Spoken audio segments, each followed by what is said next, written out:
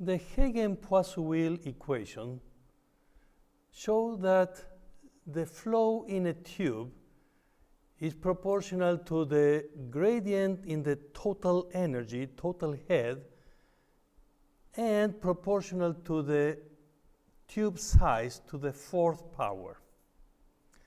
So once again, this is for a tube of single diameter, constant diameter size. We were able to then replace a soil plug by parallel tubes of equal diameter, and that led us to the Kozeny-Carman equation that showed that hydraulic conductivity or permeability is inversely proportional to the specific surface squared times a function of the porosity, it was n cubed over 1 minus n squared. Lower dependency on porosity than on a specific surface. And that was indeed very insightful, but there were many assumptions here, the constant size of the tube and the fact that the soil was replaced by parallel tubes of equal diameter.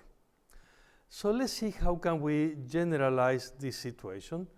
And before I go any further, please notice that pi, gamma water, 8 viscosities, and even for a given tube length, delta x, are all constants.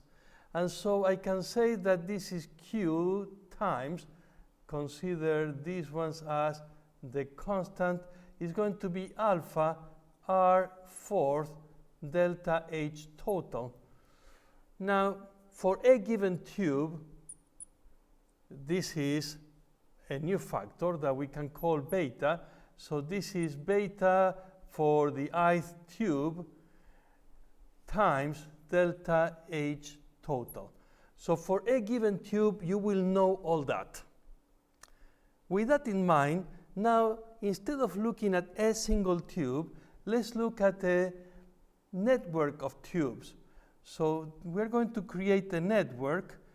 It's not just a long cylindrical parallel tubes, but we're also going to put the transverse tubes. Once again, please keep in mind that each of them is a tube. That is a tube, this is a tube.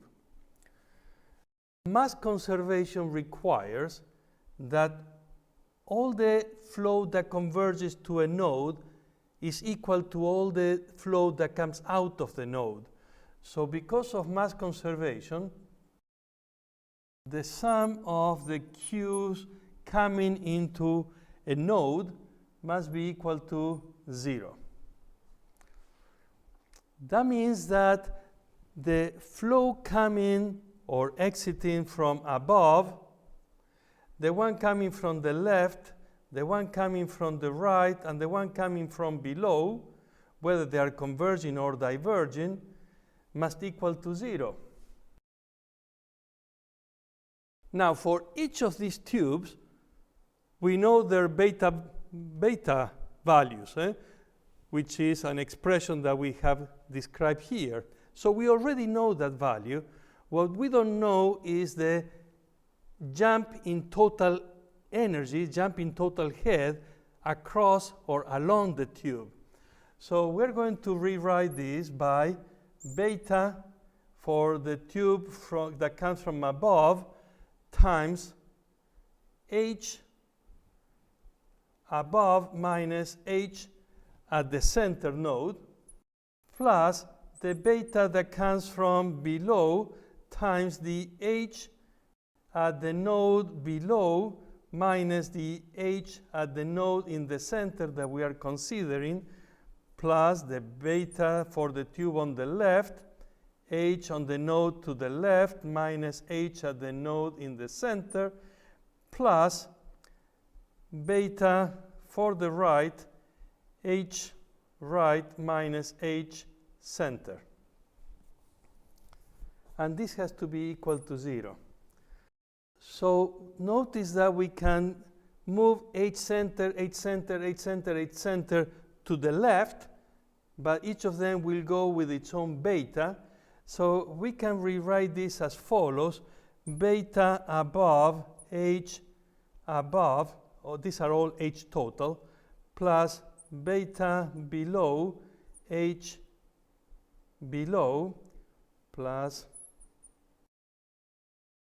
to be complete, total, total, total, total. So if there are differences in pressure and elevations, they are automatically taken into consideration. And now I will have H center multiplied by each of the betas, move to the left. I can factor H center and bring the factor as a denominator here, which is beta above plus beta below plus beta to the left plus beta to the right. And this is mass conservation at a node satisfying the Hagen-Poiseuille equation. Of course, the grid could have been a three-dimensional grid. So then you would have to also add the flow that comes from the node behind me and the node ahead of me, backwards and forwards. And the expression will become a little bit longer, but it's totally general what we have just described. With this in mind, now we're going to solve a wide range of problems, and in fact, we're going to generalize Kozeny-Carman to a much more realistic pore structures. Before I leave here, I would like to say that not only you can bring it in 3D, but you can also change the coordination of each node. There could be diagonal tubes. This is totally versatile. The only condition is that you will satisfy mass conservation at every node.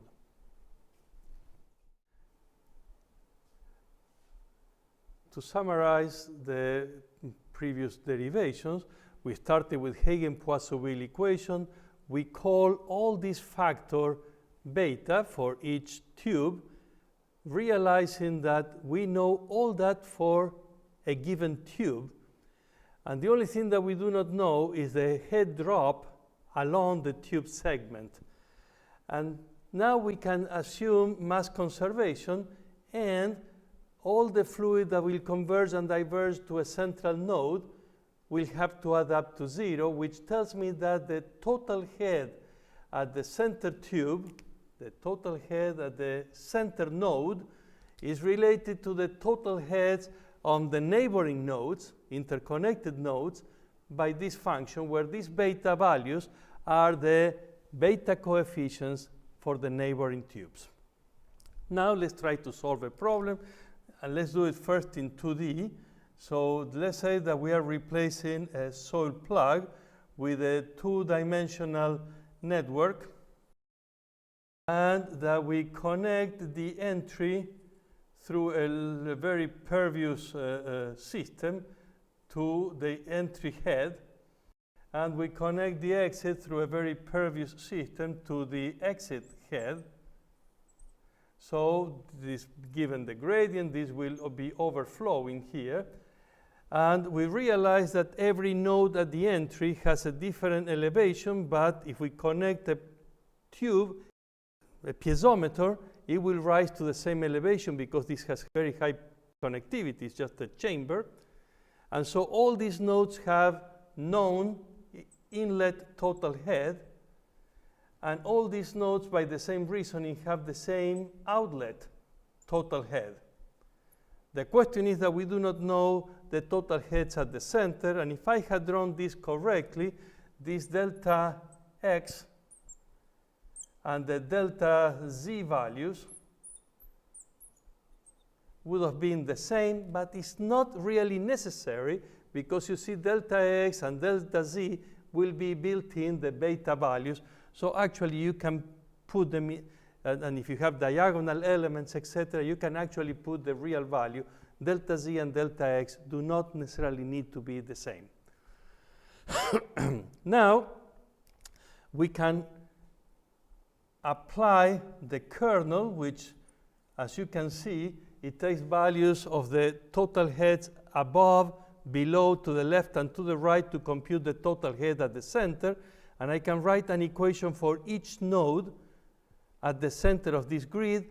Now, the issue is what happens, for example, with this node, because this node here has only 3 interconnected tubes. So for this node here, the total inlet and outlet flow has to satisfy mass conservation. So you're going to use a similar equation, but in this case, there is no beta above.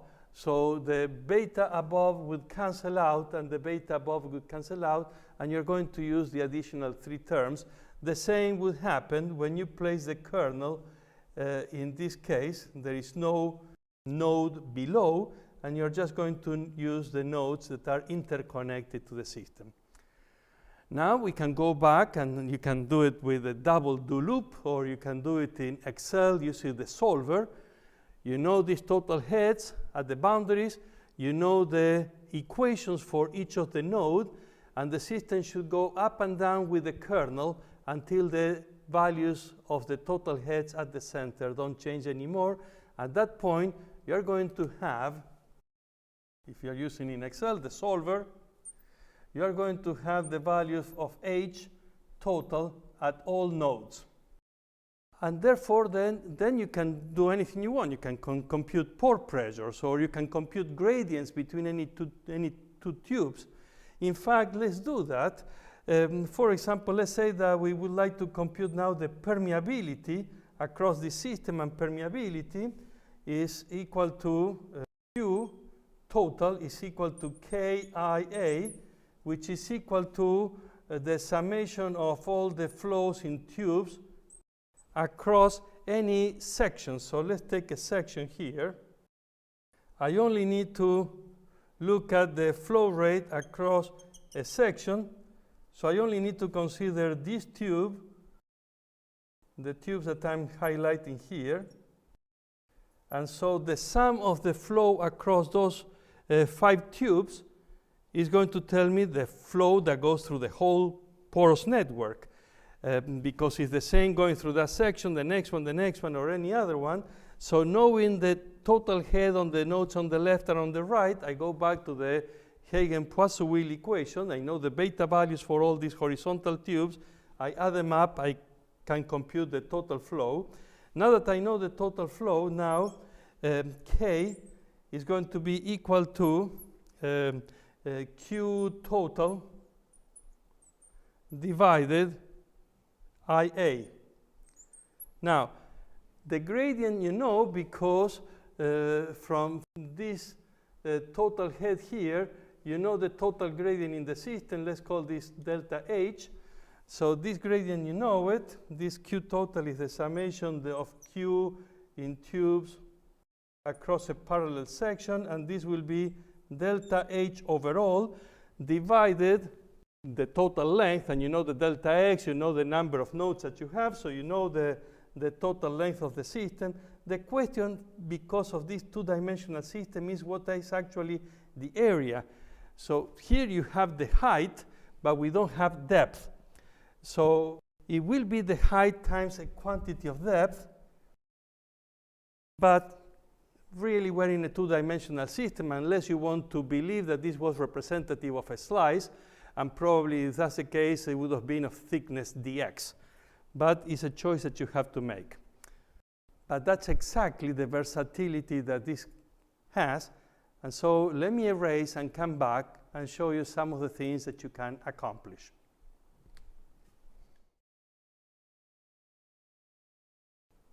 The previous derivation applied to 2 dimensions, where this is the coordination. By the way, it doesn't have to be in 2 dimensions, but it was coordination 4. Now, if we want to extend it, we have to do the same summation, but realizing that the elements are now going to be, in the simplest of all cases, are going to have a node above, below, left, and right, in the front and in the back. And so we have to add terms, and of course, once again, there could be diagonal elements or different type of coordinations. What is most important here is to realize that with Kozeny-Carman we got a very elegant closed-form solution, but it presumed cylindrical tubes from beginning to end and all of them of equal diameter. Now with this formulation, with this very simple formulation, we can generalize it to any type of conditions. And in fact, the fact that one tube now could bring flow but it doesn't go continuously to the next tube because it's connected to others, now it creates a very realistic flow regime. By the way, there are some solutions that also do a generalized Kozeny-Carman when there is a pore size distribution of radius, and Ovinet did that in Mexico, and some of them when there are fractal, and that is Luis Vallejos.